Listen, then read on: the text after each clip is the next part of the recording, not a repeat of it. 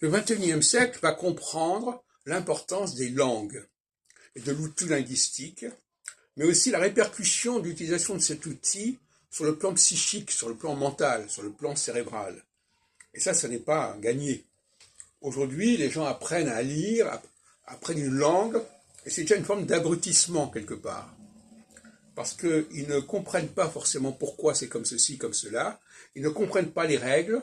C'est des règles empiriques souvent. Ben, ça se dit comme ça. Comment ça se dit? Ça se dit comme ça. Et moi, je suis pour une révolution dans ce domaine-là. Je pense qu'une langue est un outil qui doit être aussi ergonomique que possible, aussi performant que possible. C'est-à-dire un outil que l'on comprenne et dans lequel on puisse circuler aisément. C'est-à-dire que les mots s'enchaînent les uns dans les autres. Des mots qui se ressemblent doivent avoir la même signification, en gros. Ce qui n'est pas le cas quand on apprend l'anglais, où des mots qui n'ont pas du tout la même ressemblance sont censés avoir le même sens. La synonymie, c'est une plaie. Il faut éviter les synonymes. De la même façon, il faut aussi comprendre quel est le rôle des marqueurs de genre, des marqueurs de nombre dans une langue, et pourquoi, comment on fait pour distinguer le masculin et le féminin, le singulier et le pluriel. Et souvent, en fin de compte, on ne sait pas pourquoi, parce que ce n'est pas simplement mettre un S par ceci ou un E par là, c'est beaucoup plus complexe que ça, et en même temps, c'est beaucoup plus simple.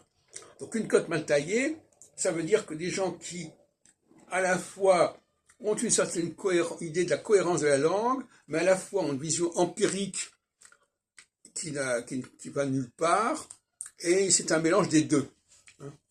Par exemple, je prenais le cas d'un Marseillais qui va vous prononcer des lettres qu'on ne prononce pas à Paris, c'est donc lourd, mais en même temps, il ne va pas dire ET, il ne va pas dire et.